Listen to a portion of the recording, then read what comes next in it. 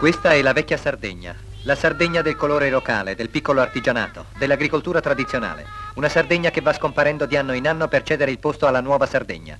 A poche centinaia di metri dall'antica macina di pietra già atterrano gli aerei a reazione. A poche centinaia di metri da qui passa forse il confine ideale tra la vecchia e la nuova Sardegna.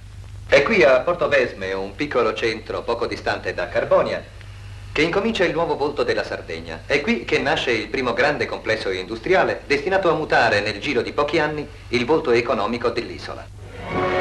Giorno di festa per Portovesme, gran festa per gli uomini che lavorano nel bacino del Sulcis.